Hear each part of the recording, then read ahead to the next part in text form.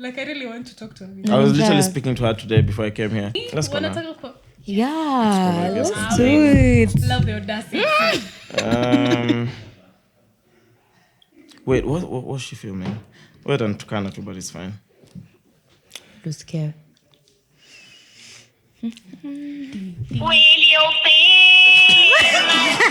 How can you even take her seriously, bro?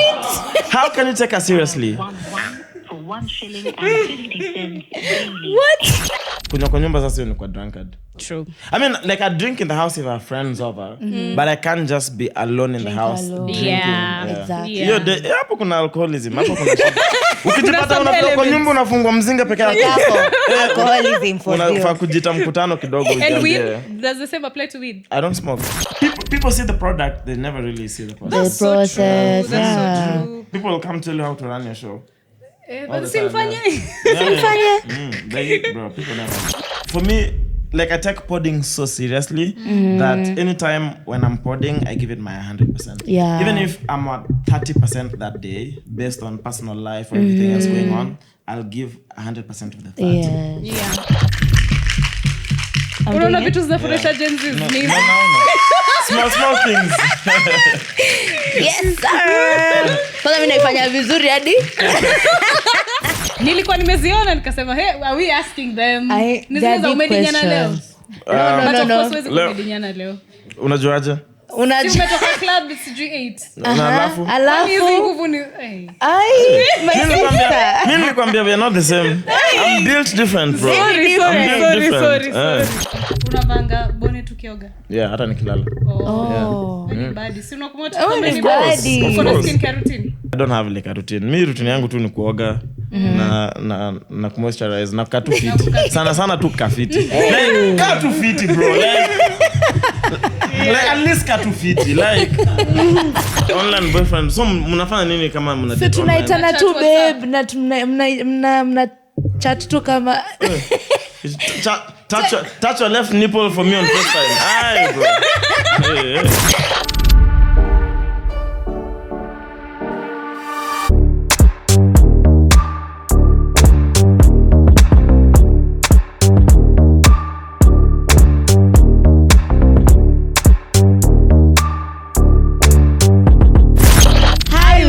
We're listening to the JLM podcast. Show me a winner. And I'm Richa. Unajua nafaa kuingia. I know. I was dreading this moment. Chaxy! Yeah. Ulikuwa na dready moment. I dreaded. Like kila mtu on the spot. Sawa. The singing name thing. We start.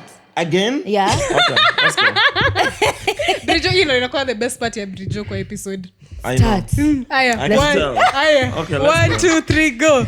Hi, Willers. You're listening to the JLM podcast. Show me a winner. And I'm Brijo. And Chaxy! Umetry. Yes. Like, score like 7 out of 10. Nah, there's no way that's a 7. It's a 7. I give myself a strong 9.9 out of 10. It's a 7. A very Yangu strong ni one. 9, yako ni 8, yangu ni 7. I feel like I have a 9.9. You could do better. You could do way better. Way better. For real. Alright, before tuanze kugombana, hi guys. Welcome to yet another episode 70 something. I keep forgetting 70 something. You'll never remember. Yeah, you'll never remember. But watakangi niseme 70 something. But I'm so proud of that number. Okay. Yeah. Why? Because it says I've done this thing 70 something times. It shows commitment to the cause.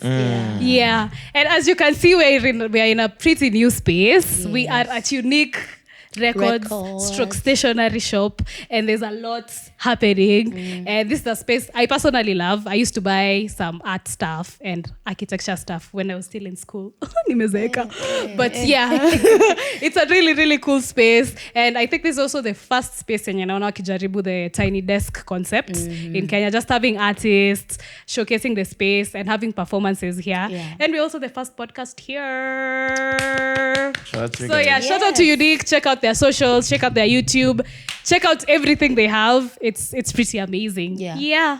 How do you feel to be here? Iko ndani ya KU, and we know. Deep breath. We know. I haven't been back in so many years. Yeah. Since you dropped out, Shairudi. I didn't drop out. I opted out.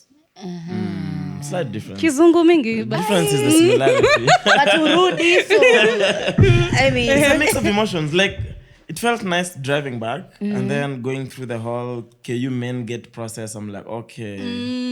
ukajipeleka hadi Equity Same just for thing. fun. So you send me a pin. Said we're gonna follow pin. So we call the guy. I'm like, unique. We know KU. Tuambie tu ni wapi then. We find our way. Yeah, But here we are. I don't know. It feels. I don't know if it feels nice to be back, but it's nice to be back. nice. okay. It's been a long time. It's been a long time. How many bro. years? Good Ndakujudge question. miaka. It's just been 1 year, guys. Where's the Gen Z? Let me see. The last time I was in KU actively, probably 2016. Yeah. Yo. Yeah, literally. Wewe ni Form mzee. Unajua one. Of tulikuwa course. form 1. 2016 was Same form high one. school. Yeah. Same everything. Damn. Unaona vile ni mzee. Mi sione kama ni mzee. Still 21 strong. Leon, I identify as a 22-year-old. I promise. Yeah. Unaona the That's fact that you have to identify it means you're not. You're not. Yeah. I And am. it's What do you mean okay. I'm not? You're- Because I identify. Yeah. So identify as what I am. And Which is it's that okay. 21 Unajua mtu year old. akiangalia raka una age towards a 65. 65 ni mingi. Mingi. 65 manza tu pepo kipuliza sana unaweza do. That's a lot of years. Yeah, but anyway, that's us. To be honest, tumekuwa tukitaka kuhost for so long. I actually checked the first time I DM'd you. Yeah. Ilikuwa 28th December. Which year? Last year? 2020. Last year. Damn. It has taken us 5 months to get this I done. promise it's gonna be Amen. worthwhile. Yeah. Yes. Cause I know. But I'm busy Hey, bro, I won't Too lie to you. I won't lie to busy. you. Yeah. But in a good way. in a good Yeah. way. There's just so much happening. Yeah. Okay.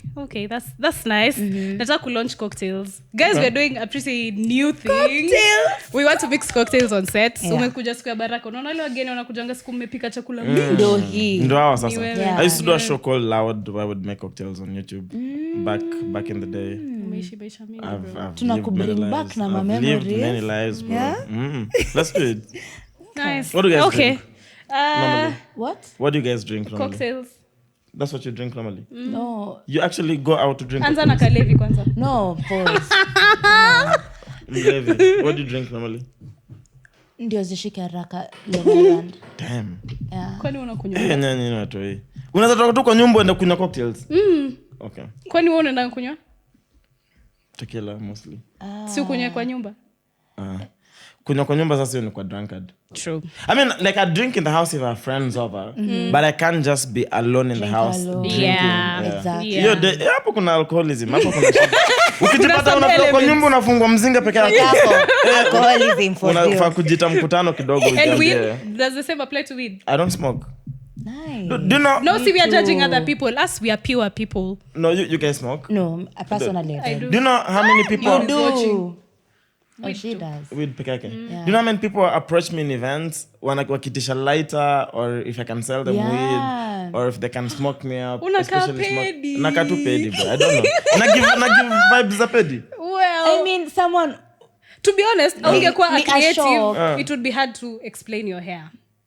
Okay. Yeah. Real. So I get why people would say that. I still can't explain my hair up to date.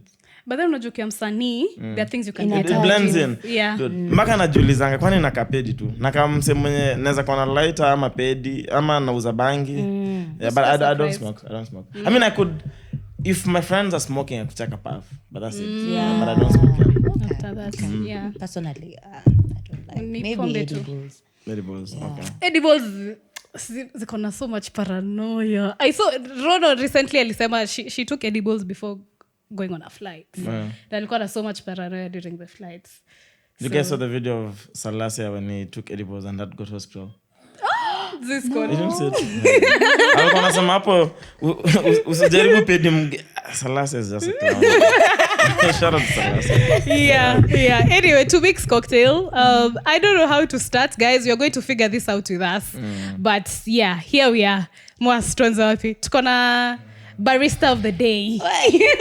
Oh, his name is Moas? Mwas, yeah. Oh, Mwas. What up? Essentially, what we're doing is we have 3 spirits. Okay. Okay. Those who did biology and Wenye tumesoma sana. You know. There's rum, there's gin, and then there's whiskey. Okay. Pick a spirit. I don't Oh. know. So you just pick a spirit, and I'll tell you what you can go with. So there's passion, there's pineapple, there's orange. Okay. And then from there, we'll choose either something blue or red. And then you can pick to add in lime juice if you want. Okay. So that's your thing. And then Okay. I'll give you what we call a shaker. Nice. Tufanye I've always wanted to do this. Okay. Yeah. I love it. You can mix with a fast one, Okay. but you can, if you want to shake, you can shake. Sawa. Wetu weke tu. You can have the conversations as you choose. Aya, sawa. Aya. Well, what has been the most exciting thing about your week? A lot of things actually. I mean, of course, Saturdays are some of my favorite. Mostly Saturdays are my favorite days because we record MicCheque on Saturdays and it's always such a good vibe. So I was in studio the whole day yesterday. Then we had a different shoot in the evening. Went home, had to edit. I hate editing, but I'm at the point where sometimes I need to do it. Edited, finished around midnight, and then I went outside. Till today morning. Till asubuhi. Dude, you know when you called me, I'd literally just woken up because I set my alarm for 11. Nilikwambia ujaamka, si ndio? No, I was up because I set my alarm for 11. Okay, the thing is normally I just never go out before studio. So like even if Jesus was performing at Alchemist on Friday. Utaenda. No to Jesus. No to Jesus. No to Jesus. Even if Michael Jackson was performing next door, okay, that one I'd definitely moonwalk myself in the room. Yeah, but Fridays I don't go out completely. Even Jana, because I know I was recording this, I was like, should I go out? Should I not go out? Yeah. But I mean, just based on how the week went, I was like, fuck it, let's go outside. Yeah. Nice. Sometimes you need Nice. it. Yeah, For real. I think I got home at 8 in the morning. Okay, so umelala 3 hours. Yeah, like 3 hours. Yeah. You're a strong man. For a 65-year-old, you're quite strong. I'm actually... Very I'm built different. I'm not like you guys, bro. I'm built different. Mimi hata nilifika home like at 7. Sisi majenzies. Where from? Where were you? I think we went to You think? Yeah, she doesn't remember. That's how you know that was a good night. Brew Bistro. Westlands. Yeah. Was it kicking? Was it packed? Yeah. Damn, that's such an old club. I have crazy memories of Brew Bistro. Yeah. It was really good. Actually, niliambiwa tulienda Brew Bistro. I never even That's how you know the the night. location. That was a good night. night. That was a good night. Nice. Like the first time I went to Brew Bistro, I'm not gonna say his name, but I was in KU. I used to host. Wait, is Annex still on? Okay, you guys don't know. We don't. Is Annex still on? Watu wa KU? Wait, all of you guys are not from KU? No. Annex iko on, huyu ako KU. Ilifungwa. Ilifungwa? No way. So what happens at Annex? The space is just there? They study from Annex. There's so much space to study from in KU. Why Annex? Okay, so Annex used to be a bar. Oh, interesting. Yeah. So I think KU might have been the only university that had a bar legally. So me, I was in KU, but I wasn't really studying. So I used to do my radio show just up the road. Yeah. I used to do the drive show, and then I used to host a lot of KU radio. KU radio. Then I used to host a lot of events and activations at Annex. Nice. So then at the same time, I used to manage an event called Industry Night, which used to be at Galileo in Westlands. I'm sure you don't know what Galileo is, but it used to be it's a giving club back in the day. 1970s. Actually 60s. So that was sort of my introduction into nightlife, and I sort of knew my way around clubs in Westland. So Brew Bistro has a lot of crazy memories for me, and I haven't been in such a long time. So it's good to know that place still exists. It exists. Hata mimi ilikuwa that time that I went there. Amazing. Nice. I really had a good time. I think I can remember I had a good time. What did you love about your week though? Besides the nights. To be honest, work is really overwhelming me. So I'm not even being posed. What? There's man. Wait, do people watch the podcast? I hope they know Like it's at work. Yeah. Work is hectic. It's hectic. So I think there's a lot of learning, but then again, nimechoka. But what was exciting? Maybe just hanging out with my friends. it's so beautiful. It's so beautiful hanging out with my friends. So we hang out na mimi wiki. That's such a boring week, but it's fun. Ay, slow down. Unajua tuko 9 to 5 It's not atuna. Listen, But I saw this thing like on can't relate TikTok. anymore, but I feel it. Yeah. Like, but I'm trying to try this thing, Ati. You don't like look forward to for the weekends peke yake. Like maybe you can have something you do after 9 to 5. But then again, iyo jam, unajua penye naishi, like I take 2 hours to get home. 2 hours? Like the traffic is crazy. Unaishi wapi huko? You live in Nairobi and it takes you 2 hours to get home. Actually mtu akiniuliza job yako ndio iko mbali. Job yangu ndio iko mbali, si kwangu. Because job iko like industrial area. So ni kujadi huku Kiambu Road asubuhi na jioni. I've just wasted 4 hours. Damn. But you know the beauty is, aside everything that, the fact that you get to do things that you love, like just doing the podcast. Yeah. Kudos to you, man. Thanks. But what was exciting was catching up with my friends. Conversations inakuanga so refreshing. Amazing. Yeah. Nice. The pod before the pod. The pod before the pod. Yeah. I think we're supposed to start mixing most on comedy signal. Okay. But for me, I've also had a pretty boring week, guys. I have nothing to report. Yeah. My life is quite plain, but I love my job. Job yangu iko hectic. Okay. Nafanya kazi na wasanii. So I love it. That's nice. nice. Yeah. What do you do? You never discussed that on the podcast. No, I do. Nafanya kazi Go Down at Center. I don't know if any of you know it, but we do a lot of...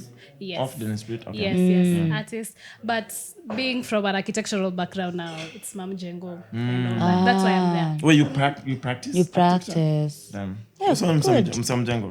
Mjengo. Hata siwezi tengeneza nails, man. Unajua leo nimeamka kukata nails. Wala Damn. Sijali ni life. Siwezi body full time. It is well. What was exciting for Chaxy? For me, let me see. So, definitely the pod. Crazy thing is, today I might have cancelled again because you're supposed to record Misfix today, and then it didn't work. And so that's why I'm like, I don't know. I just don't. So I'm trying to get into like a new rhythm of things. Okay. Because of course my life has changed kidogo in the last 1 month, and haven't fully figured out how things are moving now. Yeah. But it feels like I just don't have a regular schedule. Yeah. So there's times I'm working overnight, and then I maybe have to sleep in the morning. Sometimes it's just even power naps during the day. Yeah. But I think recording MicCheque for sure, very exciting. Rebranding MicCheque. So Safari does most of our graphics. And also we just sat down and like we need to rebrand the whole thing. Okay. So that was exciting to look into that. Yeah. What else? So some of my friends I haven't seen in a long time last night, so that was fine. That's so cool. Yeah. Mimi niko na swali. No, I started watching MicCheque like nikiwa second year. This was 2022. Damn, that's when we started. 2023 actually. You Second were a few year. episodes in. Okay. You were a few episodes in. And there are times I just go through different podcasts, YouTube pages. I usually feel like there's a turning point for different creatives. And I want to know, like, from sisi tukiangalia, like, naweza ona tu place mlianza and the views just started spiking at an all-time high. Can you tell when the turning point was? No. You can't? You can't? Just ni God too. Honestly, God. See God. The Lord. It's the Lord. Let me see. It's hard because so initially we used to do just what we currently have as the Wednesday episode, which is just the three of us discussing different things. Then maybe 1.5 years in, we decided to start doing guests. Because now what happened is we kept having, because at Snowball, sometimes we just have random people pull up. And sometimes we'll be recording when Saul walks in, and of course he'd just come on set. Yeah. So then the thing that kept happening is guys started asking us to start having other people guests on. And then like, okay, cool. So instead of... But then we didn't want to change the format of what we had going on. So we're like, then we need to add an extra episode. So that becomes the guest episode. So that's what we upload every Sunday. So what the Sunday episodes did is that every Sunday, because we have a guest on, we sort of get introduced to a new audience. Even if it's just one person who learns about the pod from the guest. Exactly. And I think it's not like I don't pay attention, but I think I'm too focused on just the product Yeah. Everything else, I just sort of let it be. Because also our growth has been 100% organic. Yeah. I wouldn't say we've ever spent Any- a coin in marketing or doing anything else. It's just been sort of organic. So I don't know where I don't know where I'd place it Yeah. along the way.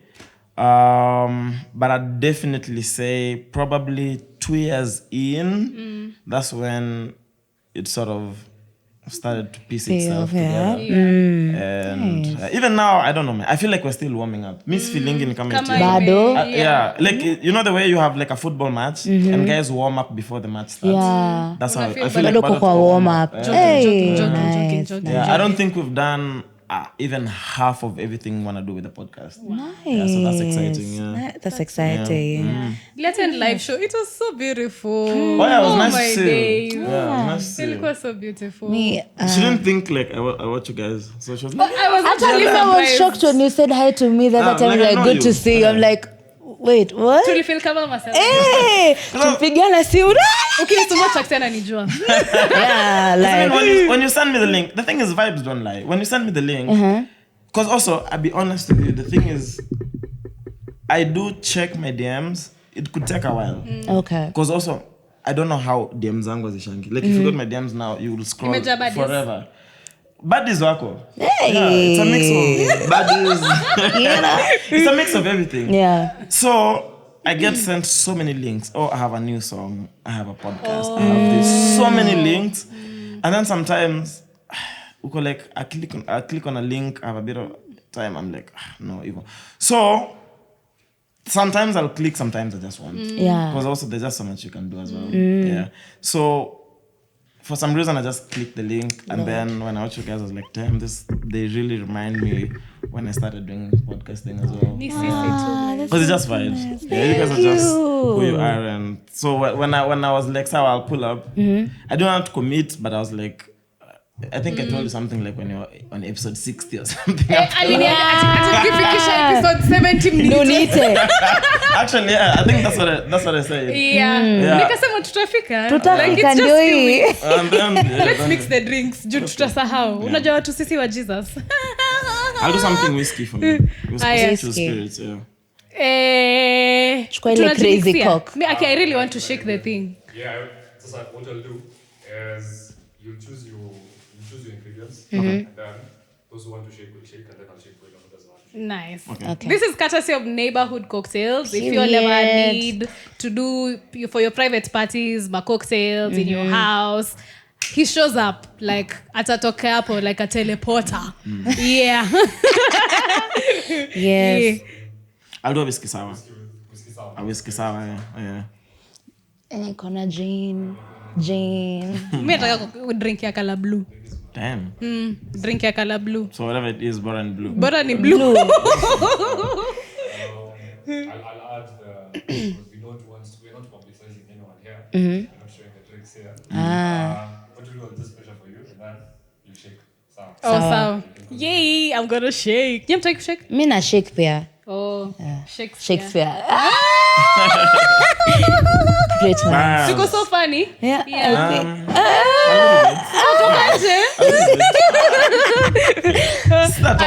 Maybe let's talk mpaka tumalize. I'm here now. You're here. It's my day to ask all the intrusive questions za kuanga Nazo. like Nikki, Today's the why do day. you hate radio so much? Right? I don't hate radio. Like, ni kama it's an ick even you can't even date a babe who listens to radio. Wait, don't tell me you're not entertained.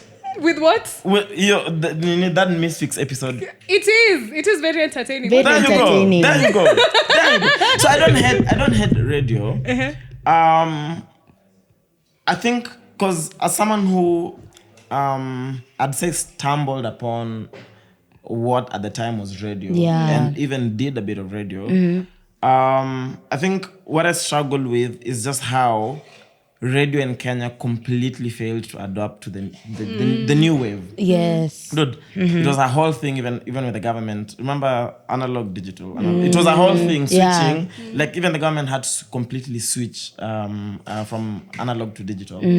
So now as everything is happening, what I was struggling with, because when I joined KU Radio, I joined in, I had an objective. I was like, when we joined, it was myself, Victor Matara, who's an amazing blogger, you can check him out. Then there was Amos Njeru, who I think works on Nation now. Okay. And then when we joined, we were just young people who suddenly found a platform that we loved and we wanted to do something with it. When we joined, KU Radio was dead. Dude, I was in KU, I didn't know a radio station existed. So we're like, Sawa, there's a radio here, we can do something with it, we are passionate, what do we need to do? Yeah. Then we sat down. There was a room called 313. I'll never forget. I think I'm definitely going to swing by before I leave. And that would be where we'd just sit and brainstorm. That the room, it had really good internet connection, and that's where we'd just hang out. So we join. All the shows are definitely taken, so everyone is trying to find their footing within the station. And we were like, okay, people love celebrities. Maybe if we started bringing celebrities on the station and then we advertise, then maybe we'll get people interested in the station. Okay. Then tukasema sawa, then let's find shows to do. So Matara and Amos did mid-morning, then I ended up doing Drive. And It was dead like that. Like, y'all could just was take dead. over a whole... so what happened is we joined around April. Then guys were going on long holiday. And the presenters just left.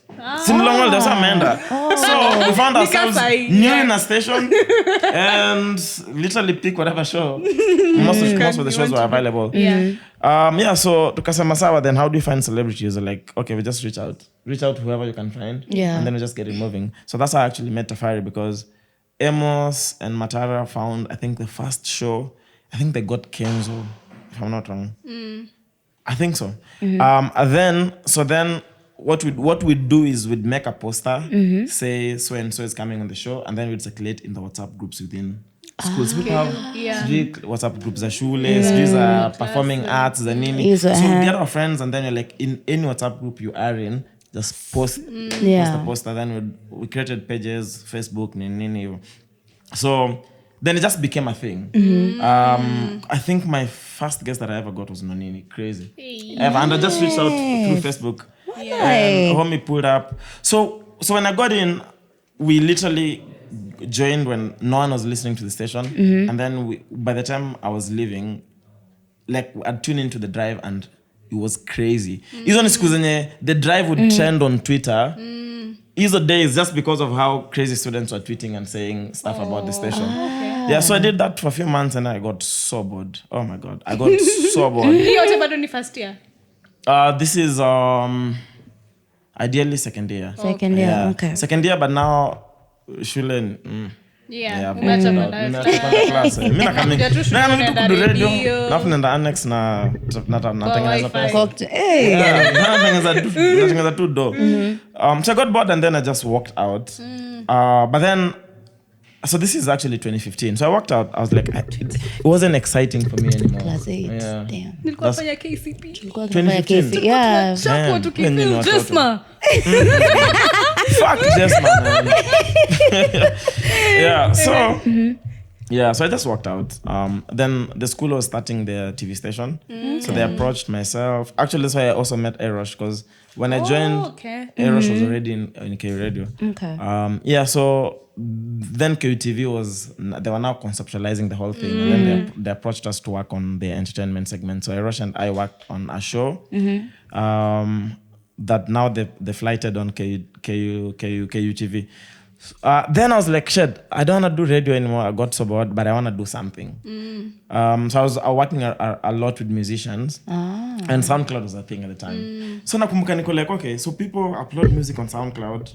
Maybe I can also just do like a show that is not exactly radio. I can do it with my own format, and then I just upload on SoundCloud. So that was my first podcast ever, called Just Kidding, 2015, which was Erosh and myself, and we just chapa story and upload on SoundCloud. 2015 hata si hatujazaliwa. Of course I'm Jazaliwa. Yeah. Literally. Fathers toddlers. of the nation. Yeah. 2015 is crazy. My kind, bro. You know, people see the product, they never really see the process. The process. That's so true. People will come tell you how to run your show. But simfanye. Bro, people never understand. Yeah. I would actually want to know all these years down the line. I think, Bridgopia, what counts as a good episode for you? Nataka tuanze na sisi kwanza, then Chaxy. What counts as a good episode for me? Yeah. I think when na feel to nimeexhaust kila kitu, like I've said what I was supposed to say that time. Kama na make sense. And na nimekuwa honest because maybe sometimes say this friend of mine and maybe it's my situation, but like nimesema na mtafanya nini. Yeah, I think that's just being honest, completely honest. Yeah. Of which we are actually. For me, it's but I measure vibes. Vibes scale too. Vibes. But also it's there's that fulfillment that comes after doing something you love. And I think once I feel it, I know then I feel like I've done a good episode. Nice. That's mainly what it is. So you at have times, bad episodes sometimes? You have bad episodes? episode that could have done better. Okay. See bad episodes. Not bad. See bad episodes. But there's whole what I'm thinking or what I'm feeling right after an episode does not particularly count car views. Like views is another scale of people measuring whether an episode is good or not. And so there's that factor of reconciling that me mazai episode ilinibamba but 2 people listen to it. Do you feel that way? Like what does a good episode does views count as a good episode? No. Yeah. I mean, like of course everything we do is about optics and views make or break. Could definitely, even commercially, views is what really makes sense for what we do. Yeah. But a good episode is a good episode, even if 2 people watched it. And a bad episode is just a bad episode, even if 1 million people watched it. It does not change the fact. But I just don't have bad episodes, genuinely. Yeah. Because for me, like I take podding so seriously that anytime when I'm podding, I give it my 100%. Yeah. Even if I'm at 30% that day, based on personal life or everything else going on, I'll give 100% of the 30. Yeah. So I just give my all. I just don't know how to go halfway. I'm a nini. Anytime it's like it's go time, I just give my all. Nice. Literally. It's 100% of the 30. Yeah. So I'm just like, Leo, I'm just on 30, you just get 30. But I'll give 100% of that 30. And it shows. It shows so beautifully. Thank you. Yeah, really like we used to does. kesha. Architecture was so hard. Like we used to go to my friend. I think alikuwa the only one in our class who had like a TV and a system kwake. Thank God nilikuwa friends na yeye. So it means like sound. Yeah, like alikuwa na ile LG whatever. Like nyumba inaweza boom. And you're trying to draw throughout the whole night. So you don't want to sleep. Then you can listen to music kuchoke. So we used to put MicCheque. Oh, like tuna run a whole usiku yote unasikia tu mwasa kicheka. Nice. So like I think that was the time I really got into, because I also started podcasting like in 3rd year. But this was like an entry of, okay, these guys are doing this, I think I can also do this. Okay. Yeah, so wait, so we inspired you to start a podcast? Yeah, very That's much. crazy, man. Wewe Shout out to iko us, nini? man. MicCheque and iko nini? Hey. Those were the iko nini. I watched it mostly COVID time. Okay. Then MicCheque sana nikakuja kukatch up. This is Nakwambia we because used it to started after watch COVID like for us, it used to be sad kama tume exhaust episode. Tuko like man leo tutalala mapema. Yeah, we're like, so what do we do with our lives? Tufanye nini? So we used literally tulikuwa tuna get keep episodes zenyu. Tunasema hatutaki kuwatch. Yeah. That's crazy. Hatutaki kuwatch so that like that if we are going to Kesha Thursday night, we are going to watch 6 episodes. That's crazy. Yes, because That those are is 6 hours of absolutely not crazy. sleeping. Damn. Zinaweza to keep awake. Crazy. That's how deep it goes. That's Nice. crazy. Shout out to you, man. Yeah. Shout out to you. Me personally nilikuwa inspired because of not liking radio. I used to work in radio as well, so nikafanya tu research to just see like how can you start your own radio. Now then that's how I got like Anchor, then kanza tu kurecord On Anchor at the time. yeah but ilikuwa inaenda on Spotify and Google Podcast. I think sai Google Podcast haiko imededi, but yeah that's how I got Actually, inspired. which reminds me, because I think when I was talking about radio, I don't think I answered your question about hating radio. Yeah. So same thing. So now, see, I left K radio, and then the thing for me next was I thought I wanted to do mainstream radio. Yeah. And then I mean, then I was definitely connected. Like I knew people I could call, maybe pull some strings. But I just noticed a shift in terms of how people consume content. Yeah. And now what I was struggling with radio is I just didn't understand how radio being in the position that radio was, how they were not seeing the shift. Exactly. We were getting into the Netflixes where people want to watch content, any content that they want, when they want to. Flexibility. But then radio still stuck in the same thing. It is 1 minute link. I'm like, how can we even discuss issues in just like a minute? Then ads. And request a song. Request a song. And then they play specific songs. And I'm like, yo, you guys have to start noticing. Exactly. Spotify is becoming a thing. Apple Music is becoming a thing. That means people now have more control of what they want to listen to. Also, podcasts are becoming a thing. So people here can discuss issues no longer. So I'm thinking, okay, so what drives me to radio?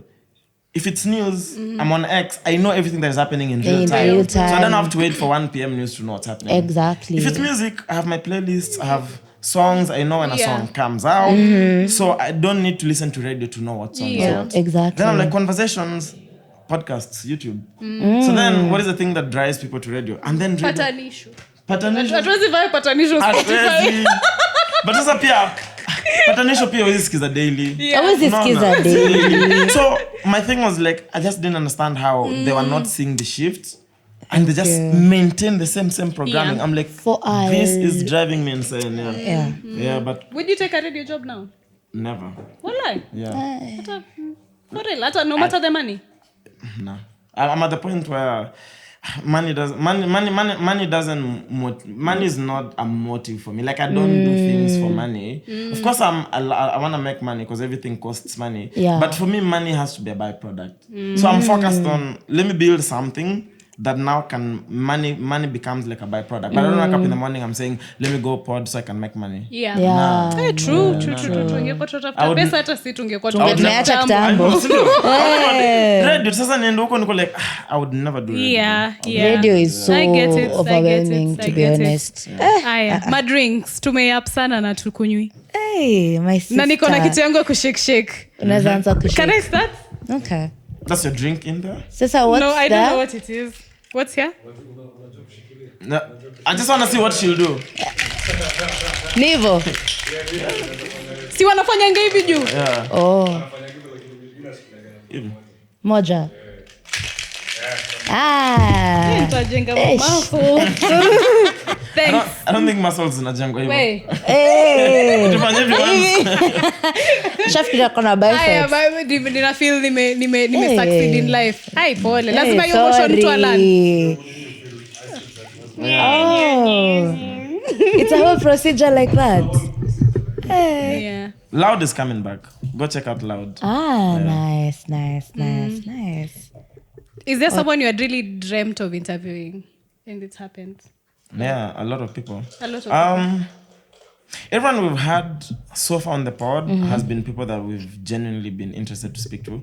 And for me, it's very personal for me. Even that activist, I'm just saying. Which activist?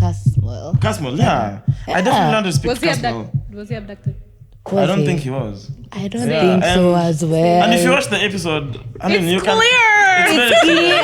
Exactly. I think he answered all other questions very nicely. Point. Alafu it vile kafika why you abducted ilikuwa Atumefanya too long of a story. I say for me my job is to ask the questions and leave. Hey, don't. Okay, listen. Unaona vitu zinafurahisha Gen Z nini? Small things. Yes sir. Kwanza mimi naifanya vizuri hadi. Yes. Because Unataka kushake umezoea hizi vitu. Umezoea. But unajua Shake too, but atashake too. Shake it to the max. I got it. So, that was me randomly at Gemini a few weeks ago. Because I'm not really the guy who leaves the house to go to bars. But then, so Anne Mariah is constantly trying to get me out of the house. So eventually she succeeded. I think she posted it. She was like, finally got this nigga out of the house. And 2 a.m. It was just vibey, man. I was on the table shaking to the max. We love. Nice, We love nice, a nice, bad nice. That's your body. Yeah. What's the body? Mean body, Very embarrassing. bad. Like it shows. It's so Really? Unaka maringo. Actually, unaka Maringo actually. Nah, okay. The little that you know me, mean Maringo. Yeah. Apana. Like from the pod. From the pod? Maringo. No, like sai venye Like it's umemwona. hard to imagine you grew in Korea.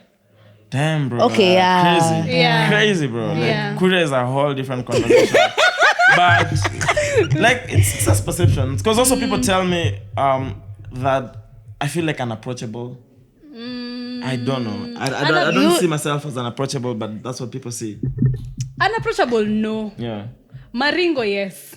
So, able to But define ni Maringo. unapproachable. Like, Unapproachable ni ile, naweza kutana nawe town nikwambie sasa useme sasa back. But then we won't have a conversation after.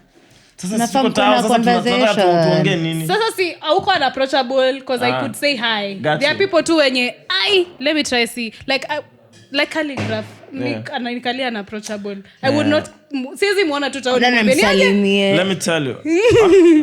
Yeah, for sure. shake. Let me do it. Sisi, we are shaking. Like, I promise you, calligraph, one of the sweetest people you'll ever meet. Really? Yeah. One of the sweetest people you'll ever Shake meet. na finesse wewe. Okay, Evo. Shake it to the max. Like, genuinely such a darling. Oh my God. Yeah. I hope you guys ever get a chance to speak to him. For But sure. such a darling, man. Ni OG too, but Yeah. you know, he's the realest people you'll ever meet or speak to. Yeah. That's nice. Interesting. I love speaking to calligraph. Even just off the pod. Like randomly just sometimes I'll just randomly call him and we'll be on the phone maybe for an hour or so. And man, such a, like I have so much love and respect for calligraph. That's so cool. Mapenzi ni you. Love. Napenda OG. Napenda OG. Yeah, mapenzi ni mingi. Ni mingi. Okay, sorry. Do you have like a mentor in the industry? Would you say you have people who have helped you walk on the right path? A lot of people. Yeah. I mean, I'm a product of people genuinely just wanting to help. Nice. I think people recognize where there's effort. You know, I definitely, I'd say I definitely, thank you, bro. I definitely grinded. Tunaweza kunywa? Yay. Cheers. Okay. Cheers to you guys, man. Again, fan of what you guys do. That's the only reason I'm here. Thanks. I Of wouldn't- course. We feel so chosen. We feel so chosen for You should actually. Yeah. The Lord has literally answered your prayer. Yeah. The road. Ni sawa. Bridget Karanja. We understand. Ulifika home. Ulifika home asubuhi. Yeye ni wa Murang'a pia. Oh, when you were Mulanga, Mulang'a. Nikamulang'a. I hope to represent kwa street check ya Mulanga. Did you feel represented? Did you see the street check ya Mulanga? Or you didn't see I it? tell you she did. Okay. But I'll say. Me ndo the real fan. Yeah, wewe ndo napana. Don't say it like Sijali, that. you'll just catch up. If you were to pick a favorite ni mimi. Done. Oh my God. You're my favorite for now.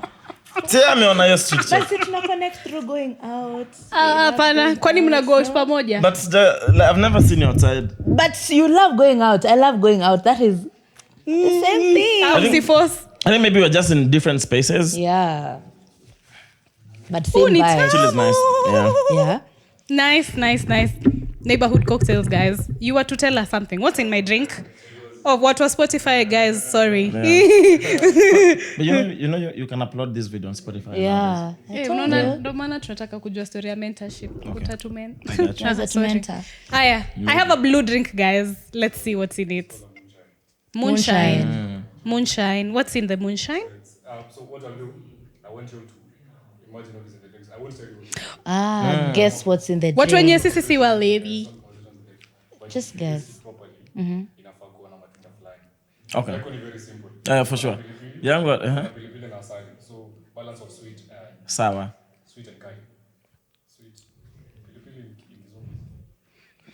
That. Chili. Chili, yeah. Yeah. Then yours kiwi berry, but with gin. Thank you, bro. I appreciate it. Kiwi Thank you. So Mary. good. Kiwi Mary. Yeah. Oh, Many mentorship. mentors, Yeah. So, Nasikia kwanja. Yeah. please. Thanks. Yeah. So I've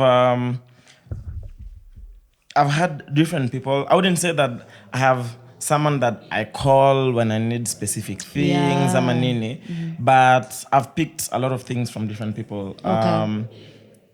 So when I was doing the industry night thing in Galileo, got a chance to, through a guy called Tim Adeka, who I have so much respect for, got a chance to, work with STL, Stella Mwangi, if you know STL. So I'd sort of handle her calendar when she'd be in the country. Nice.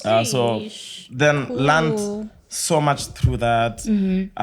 Quambox, man. I don't know how to say, I don't know how to appreciate Quambox enough, but, Quambox, she's the one who owned Industry Night. Even the fact that she allowed me to manage the event. Of course, I put myself in that position. I pushed myself. I proved myself that I could do it. But the fact that she allowed me to manage that event, which really was my proper introduction to the industry. I met everyone when they were beginning through that. So Quambox played a big role. Cool. Then it would be different people. Like there's Sana Samata OG, piga tu tuonge, learn a lot of things from him. Even Mafrika, Nice. sometimes Mafrika and I would just be on the phone, like juicy, just discussing different things, business, and very honest about, how do you charge this, how does a red card operate, and then we'd exchange notes, because also we were on similar campaigns sometimes. Nice. So I'd say picking different things from different people, but I wouldn't say I have someone that I call to that mentors me. Okay. Yeah, but I love that you appreciate your product of so many people, because at Mimi, like when I look at my life, I think I'm a combination of characters. These are my friends, like from primary school. There was this specific lady I don't want to say behave like her, but then I know she played a big role in how I try to think things through. Okay. So we are a product of other people. No, all the time. I did TV characters. True. Watch Game of Thrones. No.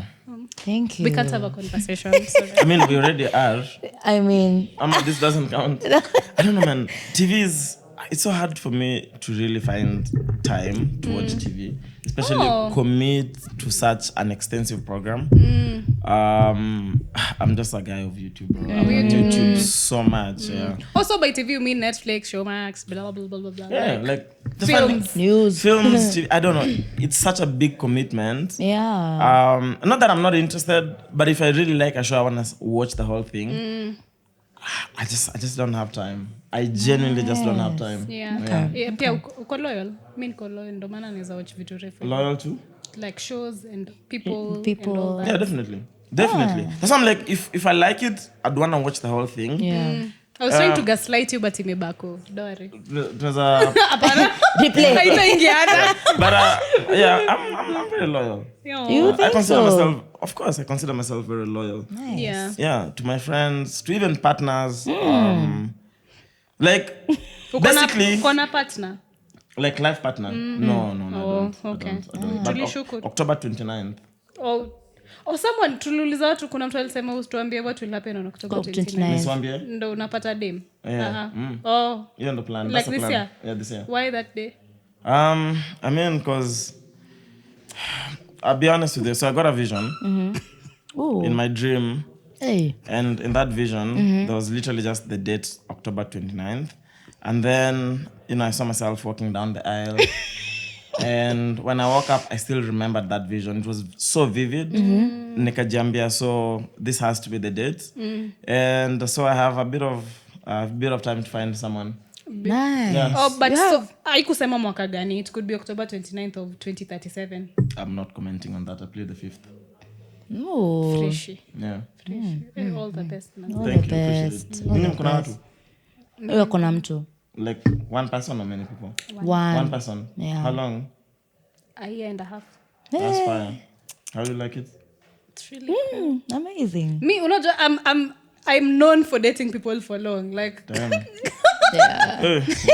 Well, niko na record your loyalty. Yeah. Like my last one was almost clocking 3 years. 3 years? Dropped 20. That's crazy work. That's a long time. Thanks. You in the streets? Very much in the streets, and I love it here. To be honest, What do you love about being in the streets? Truthfully. No, I realized options, and I realized, okay, now this is so sad to say, but I was having a conversation and I realized I really didn't like my boyfriend. Like, I didn't. So it was... That's valid. Yeah, so it was like, We are hey. like, can't relate. Can't relate. I genuinely didn't like. Maybe I loved the things he did for me, but the person, like, no, yeah, and that's sad. Yeah, I don't know, man. I think I'm those people who are just. I'm not very fortunate with love and stuff. yeah. Why do you believe that? Wewe ni mtoto kijana mdogo. Imagine what I say to you, I don't believe. And I feel too. Like if I was to be in a relationship, I think like I don't know how to do it 50-50. And then I'm just at the point in my life where I'm just too busy. It feels a bit selfish. Yeah. Having somebody like that, and then they have to work around your schedule all the time. Yeah. You're so doing someone a disservice. yeah, so for me at this point, I'm just like, it's not something that I'm really actively thinking about. Nice. Me too. Okay. Yeah, I just don't think I'll be. I don't think I'm emotionally there. I think utakuwa kama ASAP na Rihanna. Unagonga 40 watoto wa 4. Yeah, I don't know. Even kids, I don't know if I want to have kids. Oh, nice. For real. Yeah. Interesting. I mean, So like, nywele itaisha na wewe? is it genetics na get keep by? Hey. Ends with me, bro. Ends with you. Ends with me. I don't know. It's marriage, kids. Like I'm not opposed to it, but it's not something that I'd say is a priority. Like something I think about. Yeah. I would never lie to you that I've been on my own time thinking about, oh, maybe I want to have a kid and maybe get married. Nah. Solid. Bridget? I'm also 50-50 about it. I think maybe I don't want to be pushed by the society because sometimes maybe it can get to you. So, but me, I'm just vibing. Don't. I still have like 15 more years so that you can tell me about marriage and kids. Take your time. Yeah, I'm just taking my time. I don't want to commit, but say I don't want to commit to someone that I'm sure of. Yeah. But yeah. Me, I'm unsure of many things, but I know I want to be a mom. Okay. I can tell you that for sure. I want to be a mom. Do you know when or doesn't No, matter? sina timeline. That I could just say, Would you keep a kid if you got pregnant today? Nah. Okay. nah. Hell no. Pro-choice. Pro-choice for sure. I'm not keeping. I'm not. Not now, but in the later. In the later. yeah. And I feel nitakuwa to a cute mom, that's all. That's fine. All the best.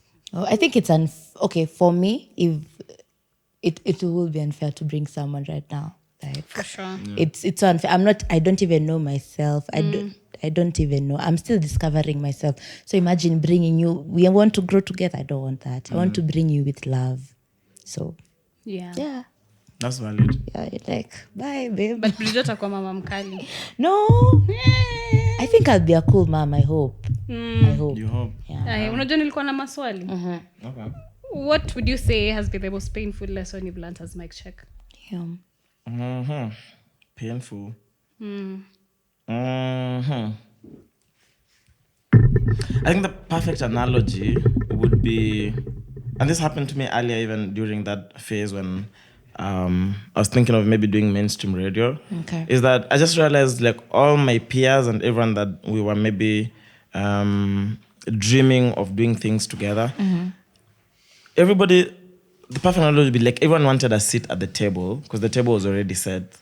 But I was really focused on just like making my own table, and it takes a lot. Yeah. I'd say I've put my entire like life savings and everything into doing like MicCheque and everything. Okay. So it would be definitely the commitment, but I think the biggest lesson is just people make or break.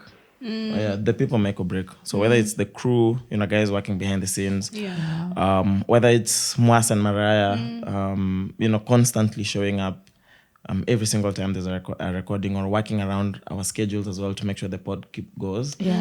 So for me, it has to be people make or break. So the people have to be the hearts of the show. So you've had people not show up and people show up as well? A lot. I've worked with, I don't know how many people I've worked with, like in just the journey of creating content. So many people. So when you find a stable team, people who will completely dedicate their time, especially time. Things like money comes and goes. I don't think I could ever like pay people enough for the time that they show up. Very true. But the fact that people can commit their time and say, regardless of everything happening in my life, I still show up every Saturday or every Friday or every whatever day we have production going. That I don't take for granted. Yeah. For sure. Same, For sure. But me, I hope fans will repair at some point. Fans. Fans. Are you Like, it's not guys something I'm making money yet constantly- or no? We are Okay, we've started earning on YouTube, but it's Negligible. Nile. But like from the time we started till now, we have to take it out of our pockets. Like, to be honest, I'd say the main reason I'm still doing my 9 to 5 is so that I can sustain Podcasting. what we're doing. Yeah. To be honest. So, That's smart. Imagine there's no two ways about it. Yeah. Because also, if you could have this dream, but to actualize the dream, you have to find. Bills don't care, bro. yeah, really Bills don't care. It's really passion. The show costs money, so go find the money. If it means getting employed, go get employed. Other memes, I just quit my job March. Yeah. This year March, I've always worked because I needed money to do MicCheque. I needed money to do other things. So whatever it takes to do whatever, do whatever it takes to follow your dreams. Man. Yeah. So maybe for me, I'm glad I'm at the point where I could be like, Sawa, I quit my job, let me come do this full time. But it's taken all those years to get to this point, and I hope you guys get that point as well. Amen. We must. Itajilipa. Do you ever feel related to Dedan Kimathi? I am Dedan Kimathi's grandson. Yeah. Wakuria. But Wakuria na Wakikuyu. Mko Abakuria, Agikuyu. Agikuyu, Abakuria. Tunajaribu kukua farm. Nakwambia Dedan Kimathi alikuwa Mkuria. Ai. Walai. Yeah, ni venye Kuria hatukuwa tuna fight for independence huko, so alijipata Nyeri. Read. Dedan Kimathi alikuwa Mkuria. No. Guys, Wakuria ni check your phone. Kimathi. Kimathi. Kimathi ni jina alipatiwa because of the role ya kufight. Kimathi was not like he wasn't born Kimathi. He's actually Chacha. I'm serious. That's a lie. No. Biggest lie. No, that's a Biggest lie. lie. Si uangalie, si uko na simu na bundles. Sina. Yeah, he was born Sina ya Chacha. Google mauongo. Yeah. Yeah. So alikuwa So many grandson wake. Yeah. I think this is a story you just decided to keep saying. Dude, this is my grandpa. I'm serious. You don't believe me? Okay. I can see the resemblance. Yeah. No, there's resemblance. Relation, is. yo. Yeah. But But the thing is, I didn't see it until people started pointing it out. I think the guy who does my tattoos, his name is Eli. Shout out to Eli, super talented. Eli is probably the first person who pointed it out. I couldn't see it, and then I started seeing it. Then one day I was like, of course I've read about Dedan when I was in school, but then that was just it. And I was like, you know what? Let me actually go read on this guy. Yeah. And I remember the day I just sat down, I read through the story. I was like, okay. I go through everything that happened, and then that's the day I even got this tattoo. I was like, shit. I related so much.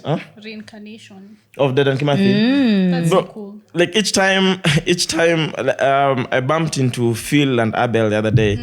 Each time Phil sees me, Phil like a Phil director, I could like, please keep this hair, because when we do that Dedan Kimathi movie, you have to do it. nice. And then I'm like, sawa bro, so nianza kulan kisapere. I'm like, sawa, let's do it. But I just feel like spiritually there's a bit of a connection. I don't know how to explain it. Yeah. Valid. I don't know how to explain it. I don't know how to explain it, bro. Because there's this mural ya Dedan Kimathi iko Jerry. Yeah. Watu tunaipita time tunajaribu kuhepa jamii ya Jogoo Road. Jericho. And Jericho. Jerry, okay. Okay. Mulanga. But unashikanisha ma quickly. Yeah, and like naipitanga and you can't tell, was this person trying to draw you or him? Yeah. That's crazy, bro. I see that the other day, I've forgotten the handle, but someone tagged me. There's a kid drawing a mural of me. I just remember seeing it and I'm like, damn, I actually see it. Like, I could see it's me, but also it could have easily been Dedan. So, for sure. But yeah, now I'd say spiritually, I feel like there's a bit of a connection. I hope there is. I don't know how. Maybe it's the fighting. I don't know what it is. There's just something there. something. There's definitely something there. Okay. Or maybe I wish my grandma was alive. I'd have asked. Maybe someone, maybe someone stepped Anaweza out. kuwa alikuwa nani? Shori. Yeah, you never know. You never You never know. know. You never know. You never know. Manzi. You never know. But I feel like there's something there. Yeah. That would be so interesting. True. Find Like if there's that a was connection. happening. Or recently I was reading like history books and like about the struggle for freedom and how all these things. And so Dedan of course alikuwa such a big role in that and kushikwa. Yeah. Now bibi yake anaitwa nani? Someone Mukami someone. Yeah. Like it was her telling the story of unakumbuka Jimmy Gato akisema wazazi wake like it felt like that, like those different accounts of struggle for independence that are not particularly documented in our textbooks and all that. Probably mambo zili happen because I got a chance to have that convo with my grandma before she passed on. And luckily Tafari recorded it. I have it somewhere. Maybe one day I'll publish it. I only say una gatekeep. Yeah, for now. Maybe I think I'll upload it in the schedule for it drop kama like 20 years from now. So I can schedule a video to drop from YouTube. If YouTube will still be up, hopefully. I hope it will be. But then she was just, telling me about how things were during the struggle and their involvement. And it was such a wholesome moment. Even just her telling me how she met my grandfather and because my grandma is from Embu and my grandfather is Korea. And Korea is far, bro. Korea is like 10 hours from Nairobi. So even just wondering at the time, how did you guys even connect? Like how do you even travel? How long would it take to leave, maybe say Nairobi, because my grandfather used to work in Kamiti, and back to Korea? Like it would take them an entire week. Damn. Literally just to travel. That was really wholesome, man. And maybe one day we'll share it, or maybe I'll just keep it. I don't know. We'll see. I think I might want to record with my grandfather. Juu pia uongee story ya tulikuwa na mashamba. Yeah. Then the white people came. Then we were forced to live at this specific place. Yeah. Okay. If your grandfather or grandmother are alive and you guys are in content, bro, maximize. You'd never maybe be ready with the stories what Akwambia about those times. Yeah. And that's the only way we can also connect to that generation. Yeah, because a lot of it is very broken telephone. But if they are available, even if it's just off camera, man, sometimes just sit with them and chapa stories. Yeah, you'd be very surprised how things were. Interesting. Do it, absolutely do it. I'd love an opportunity to speak to my grandfather now. Unfortunately, it can't happen. Even my grandma, I'm like, damn, I wish I knew earlier. I'd have probably spent more time with her, Yeah, but the bit of, especially towards her last years, really got to just bond and speak to her. And that was like each time I'd speak to her, I would just sit there and just talk. And those are some of the moments I'll definitely always treasure. For sure. That's, I think my grandmom akona like dementia. Damn. And anakusahau wingi saa zingine. Anasahau watoto wake wewe. Tachana na mimi. And I don't know, like recently I was trying to look at this situation from my mom's eyes. Like this was someone who raised you up, like ulikuwa unamjua, then at some point hakumbuki, like for real. Ama ana mix up to jina ya anyone. Like for real, to go for a short time. Yeah, definitely. Make the most of it. Yeah. Are your grandparents alive? Hata sikiangi ukiongelelea. One died, Josie, but... Josie. No, Damn. February, Yeah. February, but she was really nice. She was a baddie for real. And my grandfather, I think I got too sad. That's the only I have 3. But we don't talk that much. To be honest, at when I feel like, how will I go sit and we start a conversation? Yeah. It's a lot. And also now my grandma, maybe my mom's dad, maybe the one that we can have a conversation is the mother to my mother. That one makes sense. That's your grandmother? Yeah, my grandma. For my mom's side. For my dad's side, no, I genuinely don't. The connection is not there. It's not. And they're not nice people, if I can say. They are genuinely not. Me, if you do my mom dirty, you're not a nice person. You're an op. Yeah. So we can't even. So, but so, maybe my grandma. And we talk. Yeah. We actually do talk. Oh yeah, and she was a photographer actually. That's fire. She has pictures from all back in the day. Yeah, even her frames. She has like an afro. She has nice hair. She has like an afro, a mini skirt, and unaona aesthetic benyenye ndo tunavaa ni ya kitambo. Like fashion. Fashion ya saini. Yeah, they're coming back, and she was she's skinny. I don't know why my mom is not fat, but in Your thick. I mean, no. My mom is thick. my mom is No, big. she's not fat. She's thick. She's thick. She's Like, there's a generally thick. difference. Okay. Yeah, she's thick. My grandma, she is petite, and it's so damn Nice. Yeah. Yeah. So yeah, she's really cool. We talk and at an alcohol actually. Yeah, that's But fine. yeah. Yeah, speak to them, man. To document. Yeah, Me, I speak think to in them. assignment yangu this year. Yeah. To do it? I hope they don't die. Yeah. I mean, they're alive now. I mean, For talk now. to them for now. So any reality check. For now. I have a question. Who's your favorite YouTuber? Because you love YouTube. I also do love YouTube. I'm not committed to I have many. I love MicCheque. I have many. Would you say me? Minus Mimi. Honestly, you could many clip. I mean, my favorite podcaster. You are. I watch myself when I feel sad. I watch GLM. That's fine, man. I have many. I don't have one favorite. I have many. There's a YouTuber called Eric on online. Mr. Beast, definitely. Sideman, Better Squad. Better Squad for sure. Who else do I watch a lot? I watch a lot of Wild and Out. Wild Star. Who else, man? Yeah, Wild Style, Wild and Out is fine. Yeah. Oh. Kenyan? Kenan. Kenan, I'd say, GLM, you know. of course, yeah. GLM, Ikonini for sure. Eric Mutiso, every other time with Eric. Which other people do I follow closely? Ni wengi. I'm sure tu siwezi kumbuka kila mtu, but yeah. Mbona GLM kwa list? No, I watch you guys. I think the last one I watched was when he had Chris Baby. I think that's the last one I watched. But I do, I try to catch up. Unajaribu. Oh my God, thank you. Thank you. Unatry.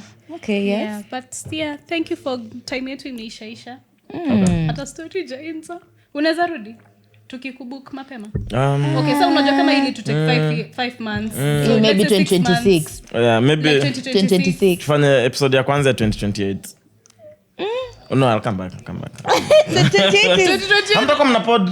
2028 labda atakuwa na harusi, But hamtakuwa mna pod. Tutakuwa na pod. Okay. Haishi. Hii mko episodes sijui 250 watts. Yeah. Hata sisi tunaendelea huko. Fike Very 500. soon. Kama mtakuwa na pod, I'll come back, yeah, for sure.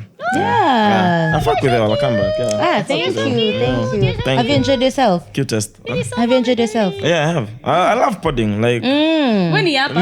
Mi ni hapa tu. Kwa noise maker list, ndo? means nilikuwa prefect most of the time. Yeah, but Explain the utiaji. sikuwa prefect mtiaje. Ask anyone you're in school with. Yeah. Mi nilikuwa prefect, but like, okay, for context, when I was like in Form 3, they introduced something called elections. Like, prefect had to be elected by students. Okay. And mi nilikuwa tu naenda unopposed. Like, honestly, I didn't even vie, but the students were like, yeah, Chaxy. Dadan Kimathi, is that you? It's been there. It's been there. Yeah, but that's I had questions. Oh, okay. Yeah, as we wrap up. Nilikuwa nimeziona nikasema, hey, are we asking them? They're deep umedinyana leo. questions. But of No. course huwezi kumedinyana leo. Unajuaje? Si umetoka club sijui 8. Na alafu?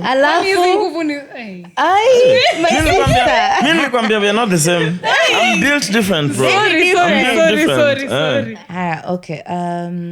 So ilikuwa deep questions. Let me. Hiyo mambo ya kudinyana na hata niliacha kuuliza kwa pod. Sasa I realized sasa I'm like sasa now I have mothers and their kids watching the pod. Yeah. Back I'm like shit. Like now when we're doing the 24-hour stream, I'm like Vicky's mom. Vicky, unfortunately, she passed on. She used to handle our socials. Yeah. Vicky's mom is there sending me. Vicky's mom is like one of the biggest checkmates. Bro, like episode me drop leo, I'm sure she's watched already. And I'm like, fuck man, sasa nitafanya aje. Then one day, Queen Gathoni, from online, Queen Gathoni is like, yo, man, I really want my daughter to start watching the pod. So nitafanya show ingine ya kudinyana, bro. Ukwe nayo. Haya, someone asked Miss Shanantla.b, how do you take care of your wigs? My wigs. Wigs. So I think ni nywele. Wigs. Wigs ni nini? Like wig. Spell that. Sini dreadlocks. Dreadlocks, yeah. Sisi ma cool kids. I mean, I just go to the salon, get them washed, maybe twice a month, or Hizi depending on hata how busy. zioshi zinafuliwa. Reason is enough. See Ongo. Yeah. That's all. Nothing else. That's it. Okay, they're deep questions. So That's fine. Let's go. Okay. Ask him about September 13th. Oh, that's specific. What happened on September 13th? No. To Nothing. explain October 29th. 29th, because someone asked. Nothing. Ask him rings about a bell. October 29th. Ask him about September 13th. That doesn't ring a bell. Okay. Does it ring a bell? 10th September. Oh. September 13th because Anything rings a bell? Nothing. Nothing rings a bell. Yeah, nothing. Hi. 20? Ukufanya kitu on 13th. Of September? Nini? Kudinyana most likely. September ni mbali. Maybe nilidinyana, bro. Hata maybe not. Who knows? Yeah. Hata mimi sikumbuki, bro. Hiya. Someone said, ask him about loss of his parents, how he dealt with it at such a young age. Also, first time trying every drug he uses. So for my parents, I'd say it took me so many years to even finally accept that they actually passed on. Okay. I remember, especially in primary and high school, was even throughout my entire period in high school. Yeah. I don't think I came to terms with, with them not being there. But then I just understood that they were never going to come back, and I just needed to do everything within my power to just get things moving. Yeah. I can say I comfortably, even publicly, started admitting that I didn't have parents later. Yeah. Actually, probably after high school. I didn't know till this person asked that question. Oh, you didn't know? And You didn't know? Actually, sikujua. Like, personally, singeuliza hiyo swali. No, it's fine, because I mean, grief is, So for me, it took me such a long time. And then I think after high school is when I even publicly came to terms with, like they're actually gone. So, like, I remember even in high school, like, visiting days used to be just weird days for me, because I just knew no one is coming. Yeah. And guys would be visited, me just be in class. Damn. And I didn't know how to explain it. Like, even when it would come up somehow in conversations, I'd always just divert. Like, I never really wanted to ever speak about it. So it took me so many years. It took me like 20 years to finally even come to terms with that. So, but in hindsight, I am who I am as well, because I had to raise myself from a very young age. So that made me really, I don't know how to put it, but I don't think there's anything else that can break me. Yeah. Okay. When I got over that, the grief of my parents, I'm like at just a point where there's nothing can break me. Like zero, bro. Yeah. And I think also that's the attitude that really helped me, because I'm like, there's nothing that's gonna be as painful as that for me. I don't see it. Or the other question ingine ilikuwa hiyo ya drugs. Amesema drugs. Drugs. I think naturally.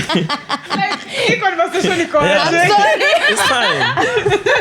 I mean, naturally, I'm just a curious person. And I think I just got the point. I'm like, I think that's informs even my belief spiritually, just the way I move, the person that I am. And I just got the point when I just wanted to really experiment. I don't know if you guys have ever been at that point. Yeah, and I'm at that point right now. I think, To experiment my drugs. Myself. No, to experiment things besides drugs, but so many other things. Yeah. So for me, just at that point, of course, legally, I can't just start mentioning names. But I allowed myself to experiment and see what I like, and the different effects that things have. Pick what I like and understand when I can use it and when I can't, and all those things. So that's all there is to say about that. Me final. Unavanga bonnet tukioga. Yeah, hata nikilala. Badi. Si unakumbuka uko skincare routine? Sina skincare routine. I don't have a very sensitive skin. Like I apply. I mean, so now I'm just on CeraVe because those are the guys I'm working with, and the products are amazing. But I don't have like a routine. Me routine yangu tu ni kuoga na moisturize na katu fit. Sana tu kafiti. Like katu fiti, bro. Like at least katu fiti. Like at the least katu fiti. Can I start a fight? Yeah. Moss or Mariah? Who's your favorite? Oh my God. Both. Because Mas and Mariah, they're all different people. Like the show works the way it works because we are. Kunafaa kwanza fight. But sema tu moja for now. Moja. Like I have to pick either Mariah or Mas. For what? Mwenye tu anakubo the list. Mwenye ananibo the list. Wananibo wote sana. Wakwende huko bro. Wananibo. I always keep time. Wakwende huko. You know what? Bridjo. Jana I was to meet up with Bridjo at 11. Do you know she showed up at 12:52? No, Basi nilikuelezea. That's grounds. Nilikuelezea why. That's grounds. Like kulikuwa na traffic, I promise. Hapana, traffic ya 2 hours.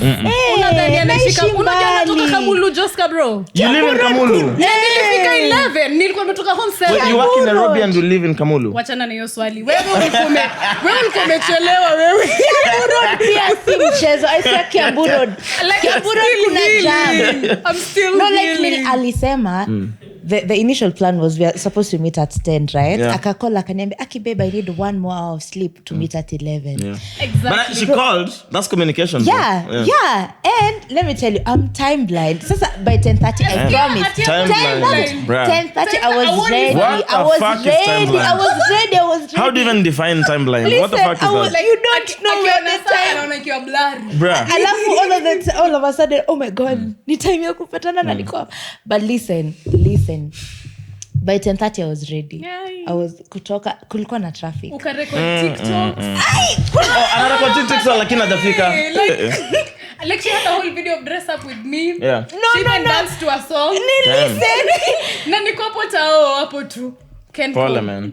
Me, I don't know. Me, I'm just big on time. That's why even when I was a few minutes late here, I texted you. But also it's because partied sana, we were like, we have to just stop and get food. Yeah, otherwise we left early. Me, I'm just like 10 for me is latest is 10. I appreciate if you say that. 10, arakasi bees, like if I'm just meeting Tafari, arakani vibes, kani 10 ni 10. Just keep time. Yeah.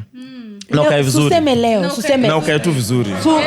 Sasa suseme leo nimefika saa ngapi? Leo umetry. But Niju alikuwa anajua Chaxy ana kipingi time. No. Kwanza jana aliniambia kwanza Chaxy you keep time so kesho nakuja mapema. No. So otherwise, For you, not even for me. No, it's not like that, I promise. Forgive though. But I'll be keeping time. na wewe unaishi tu Nairobi. Huyu anatoka 2 counties away, bro. Damn. You guys are probably neighbors with Tufari. Oh, Nigga comes from those sides. So, nice. Yeah, no, una survive.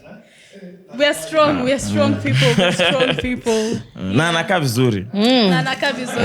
Thanks. Watu wa Kamulu Joska tulizaliwa hivyo. We are so sorry. Yeah. But anyway, that has been that. Si feel kama hata tumeongea sana, but Man. time is time. But tutakuita tena. Tukubook in the next 5 months. Okay, we tukihit episode 100. Basi. Saizi mko episode 70. Mbona mnafanyanga hii story sijui seasons episode 1 like simfanye tunakwanga different seasons, no? Mi na feeling tunakwanga different seasons, so hata hapo at least ni easier to take a break. Well, for me, unaona nikisoma kitabu, nataka kuona nimemaliza chapter 1, I'm now opening chapter 2. Yeah. Like usiniambie to the whole 100 pages ni one chapter. Yeah. So season yenu ni how many episodes? 13. 10. This is mostly for me. So Like mko psychological season for kama me. 200. Hapana, season tuko 7. season 7 Mathematics episode yako something. wapi? Iko? Yes. 70. Hapo Itakuwa 74, wajua tu mnaongea 73, a student hapa. Tukianza hesabu. Upata nini KCSE? I got straight A's. Bro, me, I was Really? in the newspaper. Kufanya campus. Campus in a bow, bro. Okay, true. Like sit in a bow in that It really sense. bamba. Sit in a bow in that sense. I just feel like I found something else that I liked more. Yeah, like if I didn't find something that I liked more, I'd have gone through campus. But me niko 2 point in my life. Nimekuwa 2 point yenye I just do what I really want to do. Uko high school gani? I was in Kanga school. Yuko Rongo. I feel like Roland. Najua. Watu tulikuwa My other online boyfriend alikuwa huko pia. Online boyfriend. Yeah, nilikuwa na online boyfriend wawili. Ulikuwa Kanga na Agorosari. I know Agorosari very well. Online boyfriend. So mnafanya nini kama mna So tunaitana tu babe na mna chat tu kama touch your left nipple for me on FaceTime. Aye, bro. Hey. mnaongea tu mnaitana tu babe na hata mjuani amjaiona. Mnatumiana tu V1 atuko tutuma V1. Your time but V1 haikuwa I promise tutatuma V1. Nini ni wadaring, bro? I don't think I can just. I don't think I can online date. I don't think. Really? But ilikuwa high school. Ilikuwa high High school hautakutana na mtu. High school kwani mko na funkies? Besides funky, like at a time ya holidays mtapatana I had a wapi? boyfriend in Triple S. In high school? Yeah. But ilikuwa tu ya funky. Na bado ulikuwa unaishi Kamulu? Nimeuliza tu. Kutoka Kamulu kuna high school. Sikuwa nini? Tulikuwa tu hapa. Tulikuwa Pango. Tulikuwa Pangani. Yeah. But I had a 3-day boyfriend. Funky ilikuwa siku 3. Ulikuwa la music festival? Yeah. Tulikuwa tunatembea, mnashikana mkono. Tulikuwa tungeshikana mkono Tulikuwa so tungechapwa na strict. walimu. Wewe tungechapwa. But sikuchapwa but kugombezwa. But tulikuwa tu tunaongea. Tulikuwa tuende USIU tufanye pharmacy pamoja.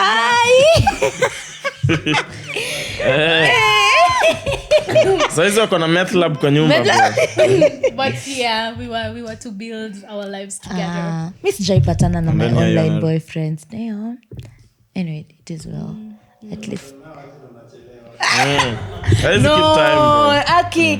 Wallahi, I promise Saina keep time. Anyway, From today. sawa. From today. Hey, iPhone unavailable. It's now tume exit kiasi. So we'll see you again. For sure. All the best, guys. 100. Thank you so much for In coming. 20. I'll come. I'll pull up. 100. Let me know. Sawa. I'll make time, promise. We'll make time. Yeah. Thank you. Naweza kuja kuona how MicCheque does its thing. Like Yeah. kwa background to watch too. Yes. Like cool. Saturday. Please. Let me know. Yes. yangu. Hey. This coming Friday? Yeah, Friday. Oh, wow. Birthday yake. Thanks. Happy birthday in 23. advance. Oh. Niklapie. Happy I'm birthday in 13, never advance. pregnant, sijaifanya drugs, sijai nini. And all that That shit. face. Yeah. Sasa basi inamaanisha sasa hii birthday ikihappen tu uanze kuishi sasa. Hiyo inamaanisha you just haven't lived. You've never done. Not getting pregnant. Even Drugs. Even that counts. Hapana. Pregnancy. Yeah, But don't I'm get turning pregnant. 23. By the time you guys are seeing this episode on Thursday, That's The crazy, following man. data kwa. I'll be 23. You guys are doing so well at 23. So Yeah. congrats. Yeah. Yeah, of course. Napendanga hiyo validation. Right? Bruh. But that's how you are doing so much at 23. True. Yeah. And that's how it I'm doing the most, but congrats, man. Proud of you guys, Thank for real. you. Yeah. Your journey is healing. Very healing. Vile And niliona MicCheque ilianza inspiring. 2019, I even felt like a tear. 2022 actually. 2022. But the upside catalyst- and all that. So what morphed into the show? Tulianza Catalyst went off. I don't know. It's miaka mingi tu kitambo. 1960s hapo. Yeah, kitambo tu. Tunapiga ma 200 views zetu comfortably. Period. Comfortably, yeah. Na bado tulikuwa na show up every day na tunarecord tu. Same, man. So all the best. Yeah. Oh, okay, before we continue, nataka tu kujua thought process yako when you're creating like content or because you're doing so many things. Like, how do you come up with your ideas? Ama ni nini? The inspiration for the ideas because hata mimi napenda ku. Yeah. Yeah. I think just everyday happenings. I think I'm very observational, like observational learning word gani. Yeah, like it could be literally even this moment here, and then this could spark something. Yeah. But I think because I'm genuinely interested in content, Oh, yeah. I'm constantly, even if it's subconsciously, like I could be speaking to you guys, but something is processing in my mind. And then I just spend a lot of time alone. So that helps me to just put concepts together, work on stuff. Okay. Like Fridays in the evenings, I just want to be alone because I know I have studio on Saturdays. Because that really helps me to just zone in. Yeah, but mostly ni just being observant. Na kujitumia messages all the time. Like I think of something, just put it down. Yeah. I used to write a lot, but now I just do it like on phone. Okay. But I think spending time alone, just to really think through things, that really changes things for me. Yeah. So I'd say that, yeah. I should start spending time alone. Yeah. And keeping time. Hey guys. A really good place to start. Yeah. And watching MicCheque more. Yeah. For me, actually, I think I do watching ngoja watching ni tu other sija catch podcasts. up sija catch up bado. Yeah. Niko Zuri na ziko. Hiyo how ndo uzuri many? ya internet. Ziko tu. Exactly. Ziko tu, yeah. Watching other wiki. podcasts why nani put in the zone for my own podcast. So like I listen to the Jimmy Gathu and Jala simply because I knew there's something I'm doing today. Yeah. So like I feel it's me warming up to something. So yeah. I do that as well. Yeah. Because sometimes I'll be like, I need to record on Saturday. So and so is coming on. and I'm maybe not in the zone to be like, okay, how do I what do I want to speak to them about? Yeah. Of course I know what I want to speak to them about, but how is it going to flow? Yeah. And I'll be like, yeah, let me just watch something. It could be just a random documentary. And then there's always just something that sparks. For me, it's like, I just want to know how I'll start the episode, then the rest of it will just flow. That's it. Yeah. For sure. So I always think about how is the episode going to start, and then everything just goes. Yeah. Okay. You don't even brag. Nothing. Natural. It's too easy. Man. Too easy. This shit is too easy. We're sorry. Kuongea tu. Kuongea tu. Yeah, there's a bullshit for a while. Yeah. Anyway, thank you. Thank you for what you're doing with MicCheque. Thank I you, think it give birth to so many creatives. You Yes. probably won't see it right now. sure. But for me, najuanga jelema ingeanza kasingekuwa na watch MicCheque. I That's can crazy. tell you that for sure. Like there's keti tu and yap, and no one will beat me up for it. So yeah, you guys keep doing what you're doing. Tunawapenda sana. I love you guys too. Thank you. Naambia Maraya tu, Kai. Okay. I want to ask for a guest. Like, Okay, cool. Awinja. Like, I really want to talk to Awinja. I was literally speaking to her today before I came here. Please, mwambie kuna madem warembo mahali. Let's go now. Wanataka kwa... Yeah. Let's Let's do it. Love the audacity. Wait, what's she filming? Wait, and Tukana too, but it's fine. Too scared.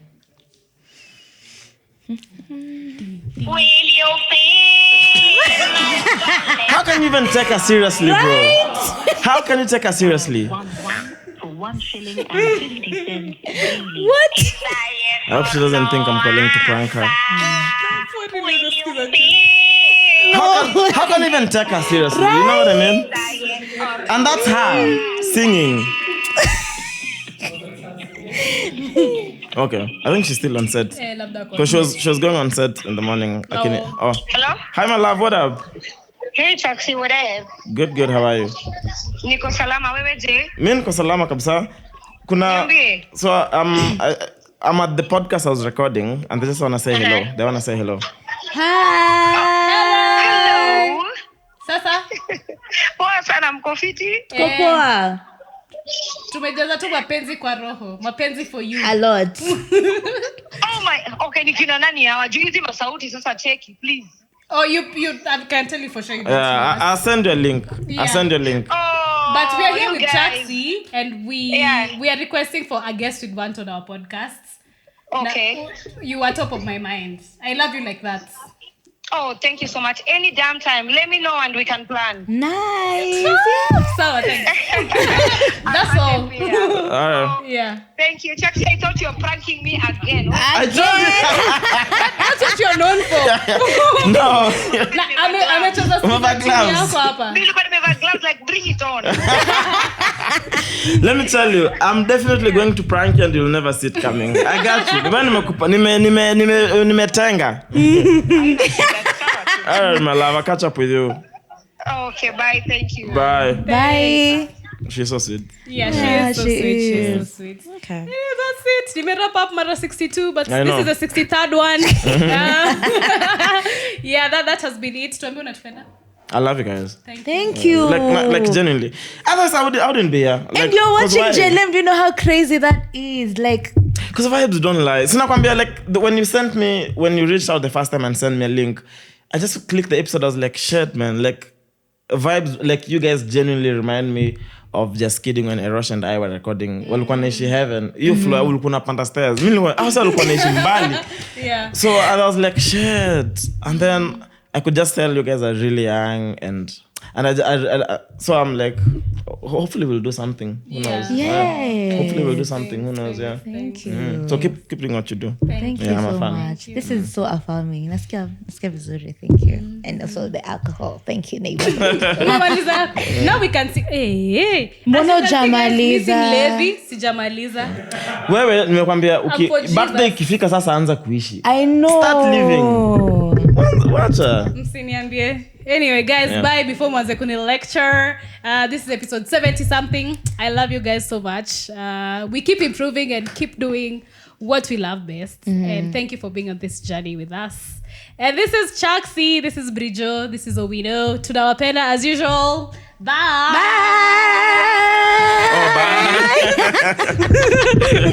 Bye. Bye.